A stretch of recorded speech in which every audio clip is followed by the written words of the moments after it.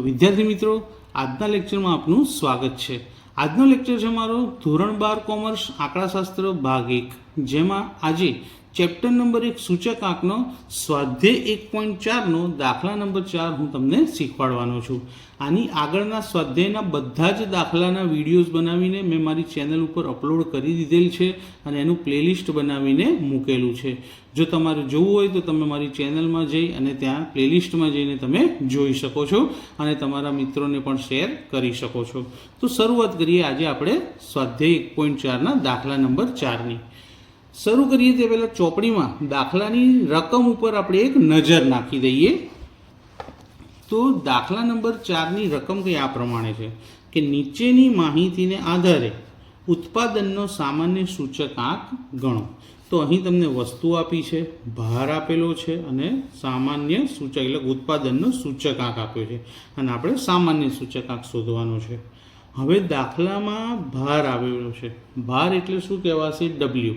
અને દાખલામાં જ્યારે ડબલ્યુની કિંમત આપેલી હોય ત્યારે હંમેશા ભારિત સરેરાશથી જ દાખલો થશે અને અહીંયા તો ડબલ્યુ અને આઈ બંને આપેલા છે।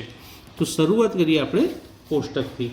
તો શરૂઆતમાં મેં દાખલાનું કોષ્ટક બનાવી દીધેલું છે જેમાં ભાર અને ઉત્પાદનનો સૂચકાંક મેં લખ્યા નથી તો પહેલાં લખી દઈએ। તો મેં ભાર અને સૂચકાંક લખી દીધા। હવે આપણે શરૂઆત કરીએ દાખલો ગણવાની। દાખલાની અંદર આપણને ડબલ્યુ અને આઈ આપી દીધેલા છે। હવે આપણે ફક્ત શું કરવાનું છે? આઈ અને ડબલ્યુનો ગુણાકાર કરી અને આઈ ડબલ્યુનું ખાનું બનાવવાનું છે અને ત્યારબાદ ડબલ્યુ અને આઈ ડબલ્યુનો સરવાળો કરી દેવાનો છે એટલે આપણું કોષ્ટક પૂરું થઈ જશે। પછી આપણે દાખલો ગણી શકીશું। તો શરૂઆત કરીએ ગુણાકારથી। તો સૌથી પહેલો ગુણાકાર કોનો છે? 15 અને 220નો। તો 15 ગુણ્યા 220 કરીએ તો દાખલાનો તમારો જવાબ મળશે 15 ગુણ્યા 220 એનો જવાબ મળશે 3300। 23 ગુણ્યા 225 એનો જવાબ મળશે 5175। 15 ગુણ્યા 190 એનો જવાબ મળશે 2850। 25 ગુણ્યા 215 તેનો જવાબ મળશે 5375। એ જ રીતે 10 ગુણ્યા 198 એનો જવાબ 1980। એ જ રીતે 12 ગુણ્યા 220 તો એનો જવાબ મળશે 2640। તો ગુણાકાર કરી લીધો, કેલ્ક્યુલેટરમાં ગુણાકાર કરવાનો છે। હવે એનો સરવાળો અને ડબલ્યુનો પણ સરવાળો। તો સૌથી પહેલાં ડબલ્યુનું ટોટલ કરીએ તો સિગ્મા ડબલ્યુ મળશે આપણને 100। એ જ રીતે આઈ ડબલ્યુની બધી જ કિંમતોનું કેલ્ક્યુલેટરમાં જો ટોટલ કરીએ છીએ તો ટોટલ આપણને મળે છે 21320। આ આપણો સરવાળો છે। હવે ઉત્પાદનનો સામાન્ય સૂચકાંક સૂત્ર લખીને મેં રેડી રાખેલું છે। તો ઉત્પાદનના સામાન્ય સૂચકાંકના સૂત્રમાં કિંમત મૂકી દઈએ। તો સિગ્મા આઈ ડબલ્યુ કેટલા છે? 21320 છેદમાં સિગ્મા ડબલ્યુ કેટલા છે? 100। હવે શૂન્ય તો ઉડી જાય તો જવાબ મળશે 213.2 પણ લખી શકાય અથવા 20 પણ લખી શકાય, બંને સરખું જ કહેવાશે। હવે આનું અર્થઘટન લખીએ કે ભાઈ આપણને સૂચકાંકની અંદર વધારો થયો કે ઘટાડો। તો અર્થઘટન લખીએ। અહીંયા આપણને આધાર વર્ષ ચાલુ વર્ષ કયા છે તે આપેલા નથી। તો સિમ્પલ કે આધાર વર્ષની સાપેક્ષે ચાલુ વર્ષના કુલ ખર્ચમાં થયેલ ટકાવારી વધારો બરાબર આપણને જે સૂચકાંક મળ્યો 213.20 તેમાંથી 100 શું કરી નાખીશું? બાદ। તો જવાબ મળશે આપણને 113.20%। તો આટલા ટકા આપણને ભાવમાં શું થયો છે? વધારો થયો છે, ખર્ચામાં વધારો થયો. કેમ? ભાવ વધી ગયા એટલા માટે. આ તો આપણો દાખલા નંબર 4. દાખલા નંબર 4નું કોષ્ટક એકદમ સરળ છે, ખાલી આપણે ગુણાકાર જ કરવાનો છે અને સરવાળો. ત્યારબાદ સૂત્રમાં કિંમત મૂકી અને ભાગાકાર અને વધારો કેટલો થયો તે શોધવા માટે સૂચકાંકમાંથી 100 બાદ કરીને લખી દેવાના છે. હવે આપણે જોઈએ સ્વાધ્યાય 1.4નો દાખલા નંબર 5. તો સ્વાધ્યાય 1.4નો દાખલા નંબર 5 સૌપ્રથમ આપણે ચોપડીમાં જોઈ લઈએ. તો આ છે દાખલા નંબર 5. 5મા દાખલામાં શું કીધું છે કે એક વિસ્તારના કામદાર વર્ગ માટે કાપડના સમૂહના ખર્ચની વિગતો નીચે પ્રમાણે છે. તો અહીંયા આપણને કાપડની વિગતો આપી છે અને તે પરથી કુલ ખર્ચ અને કૌટુંબિક બજેટની રીતે કાપડના સમૂહનો સૂચકાંક, એટલે કે 2 સૂચકાંક આપણે ગણવાના છે. અલગ અલગ દાખલા ગણીશું. પહેલાં કુલ ખર્ચની અને પછી કૌટુંબિક બજેટની રીતે ગણીશું. શું વસ્તુ આપેલી છે આપણને? સાડી, ધોતી, શર્ટિંગ અને અન્ય. એકમ આપેલા છે, જથ્થો આપ્યો છે, પણ તમે જો જથ્થામાં ક્યાંય એકમ લખ્યા નથી, માટે એકમ પરિવર્તન કરવાનું આવશે નહીં. સરળ દાખલો છે. અને 2 અલગ અલગ ભાવ આપેલા છે. આ 2010 અને આ 2014. 2010 આધાર વર્ષ કહેવાશે, 2014 ચાલુ વર્ષ કહેવાશે. આધાર વર્ષના ભાવને P0 અને ચાલુ વર્ષના ભાવને P1 તરીકે કહીશું. હવે આખું કોષ્ટક પહેલાં આપણે ચોપડાની અંદર તો મેં રેડી જ રાખેલું છે, દોરીને જુઓ. તો વસ્તુ એકમ 2010નો જથ્થો અને ભાવ અને 2014નો ફક્ત ભાવ. 2010 એટલે કે આધાર વર્ષ છે, માટે તેના જથ્થાને આપણે શું કહીશું? Q0. અને 2010 આધાર વર્ષ છે, માટે એના ભાવને આપણે શું કહીશું? P0. એ જ રીતે 2014 ચાલુ વર્ષ છે, માટે તેના ભાવને આપણે કહીશું P1. તો હવે આપણને જથ્થો શું આપેલો છે? આધાર વર્ષનો. તો Q0 આપેલ હોવાથી ILની રીત થશે. IL એટલે લાસ્ટ યરવાળી 1000 વાળા સૂત્રથી ગણતરી કરીશું. તો 1000 વાળા સૂત્રથી ગણતરી કરવી હોય તો એના માટે P1 Q0 અને P0 Q0. તો અહીંયા આગળ પહેલાં આપણે P1 Q0 અને P0 Q0 એમ ખાનાનું નામ લખી દીધું. આ બધું જ આપણને રકમમાં આપેલું છે. આપણે ફક્ત 2 ખાના જ બનાવવાના છે, એ પણ ગુણાકાર કરીને. તો હવે આપણે ગુણાકાર કરવાની શરૂઆત કરીએ. ચલો, ગુણાકારમાં સૌથી પહેલાં કોનો ગુણાકાર કરવાનો છે? P1 અને Q0નો. તો P1 અને Q0 એટલે કે આ પહેલાંનો અને ત્રીજાનો 400 ગુણ્યા 5. તો 4 × 5 = એટલે 2000 થશે. 100 ગુણ્યા 8 તો 800 થશે. 38 ગુણ્યા 20 તો થશે 760.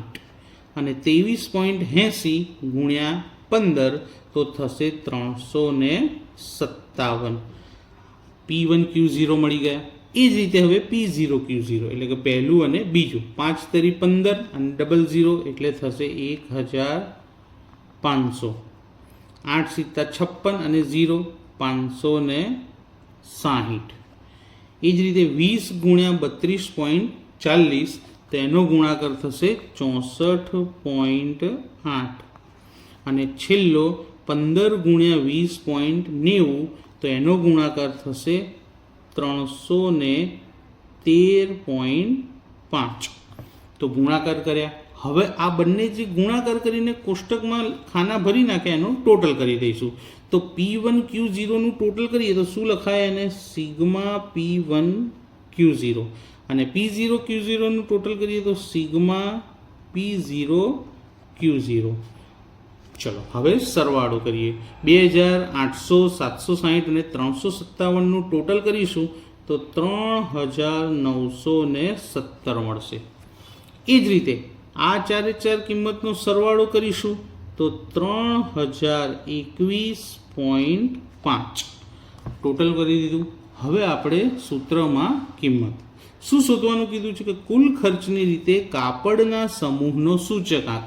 પહેલાં જ આપણે શરૂઆતમાં જ મેં કહી દીધું કે Q0 આપેલા હોવાથી ILનું સૂત્ર આવશે, એટલે કે 1000 વાળું સૂત્ર. તો પહેલાં આપણે સૂત્ર લખી દીધું, સિગ્મા P1 Q0 છેદમાં સિગ્મા P0 Q0 ગુણ્યા 100. હવે આની કિંમત મૂકવાની છે. સિગ્મા P1 Q0 કેટલા છે? 3917 છેદમાં સિગ્મા P0 Q0 3021.5 અને ગુણ્યા કેટલા 100. હવે 3917 ગુણ્યા 100 અને એને ભાગ્યા 3021.5 તો એનો જવાબ આપણને મળશે 129.64. આ આપણો કુલ ખર્ચની રીતે કાપડના સમૂહનો સૂચકાંક મળી ગયો. હવે એનું અર્થઘટન લખી દઈએ કે સૂચકાંકમાં વધારો થયો છે કે ઘટાડો. તો અહીંયા આપણને 2 વર્ષ આપેલા છે, 2010 અને 2014. તો આધાર વર્ષ કયું લેવાય? 2010.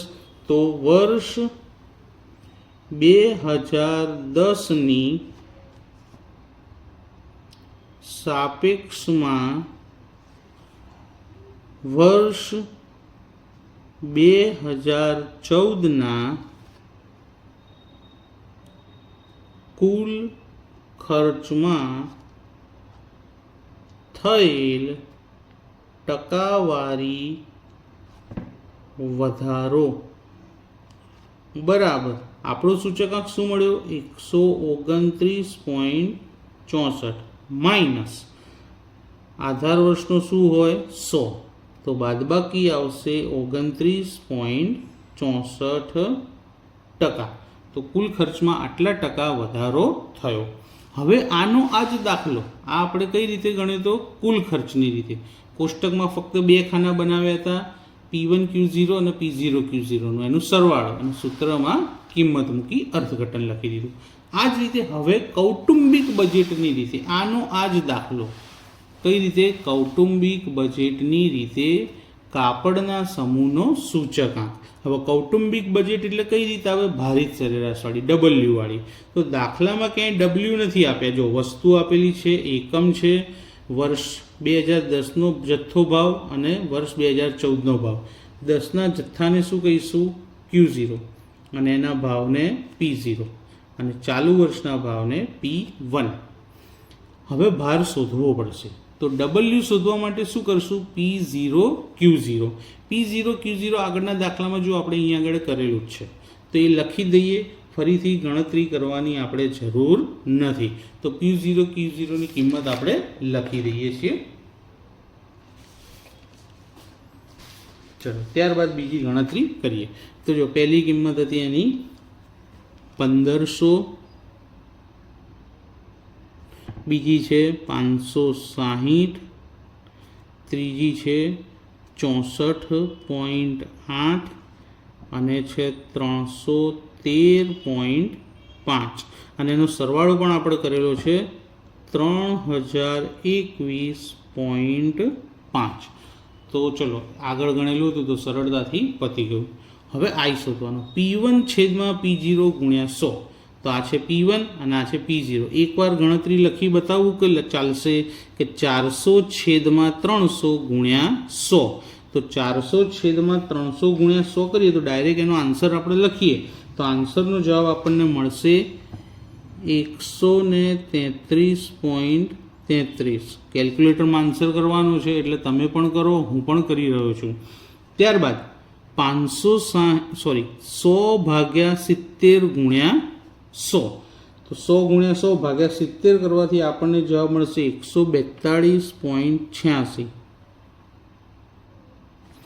એ જ રીતે 38 ભાગ્યા 32.40 ગુણ્યા 100. તો 38 ભાગ્યા 32.40 ગુણ્યા 100 એનો આન્સર આપણને મળશે 117.28. 117.28. છેલ્લું 23.80 ભાગ્યા 20.90 ગુણ્યા 100. તો એનો આન્સર આપણને મળે છે 133.88. સોરી 113.88. હવે I મળી ગયો અને W પણ મળી ગયો. તો હવે આ બંનેનો શું કરવાનું? ગુણાકાર કરીને IW નું ખાનું. તો પહેલાં તો 1500 ગુણ્યા 133.33. તો એનો જવાબ આપણને મળશે 1,99,995. 1,99,995. ત્યારબાદ 560 ગુણ્યા 142.86 તો એનો જવાબ મળશે 80,001.6. ત્યારબાદ 117.28 ગુણ્યા 64.8 કરીશું તો એનો જવાબ મળશે 75,997.44. એ જ રીતે 113.88 ગુણ્યા 313.5 તો 35,701.38. આ આપણો આઈડબલ્યુ મળી ગયો ગુણાકાર કરીને સામે. હવે આ બધાનો ચારે ચાર કિંમતોનો સરવાળો કરવાનો છે.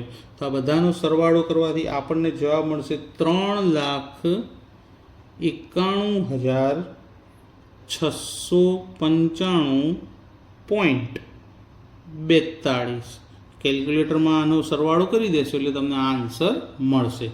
હવે આપણે એને સૂત્રમાં મૂકીએ તો કૌટુંબિક બજેટની રીતે કાપડના સમૂહનો સૂચકાંક તેનું સૂત્ર આવે સિગ્મા IW છેદમાં W. તો સિગ્મા IW આપણને કેટલા મળ્યા? 3,91,695.42 છેદમાં સિગ્મા W કેટલા હતા? 3,021.5. અને હવે આ બેનો ભાગાકાર કરવાથી આપણને જવાબ મળે છે 129.64. હવે આનો પણ આપણે શું લખી દઈશું? અર્થઘટન. કે ભાઈ વર્ષ 2010ની સાપેક્ષમાં એક્ઝેક્ટ આગળના દાખલામાં જેવો જવાબ મળ્યો હતો એવો જ જવાબ આપણને આ દાખલામાં મળ્યો છે. તો અર્થઘટન પણ સેમ આવશે. તો વર્ષ 2010ની સાપેક્ષમાં વર્ષ 2014ના કુલ ખર્ચમાં થયેલ ટકાવારી વધારો. ટકાવારી વધારો શોધવા આપણો જે આન્સર છે તેમાંથી આધાર વર્ષનો સૂચકાંક 100 બાદ કરી દઈશું. તો બાદબાકી આવશે 29.64%. તો આપણે અહીંયા આગળ આજના લેક્ચરમાં સ્વાધ્યાય 1.4નો દાખલા નંબર 4 અને 5મો બંને કરી નાખ્યા. તો મિત્રો આજનો વિડીયો તમને કેવો લાગ્યો મને કમેન્ટ કરી જરૂરથી જણાવજો. અને આ વિડીયો તમારા મિત્રોને, તમારા ફ્રેન્ડ સર્કલમાં, સ્કૂલના તમારા સાથે ભણતા ક્લાસમેટને જરૂરથી શેર કરજો. અને ચેનલને સબસ્ક્રાઈબ કરવાનું ભૂલતા નહીં, જેથી નવા આવા એજ્યુકેશન વિડીયો તમને મળતા રહેશે. Thank you.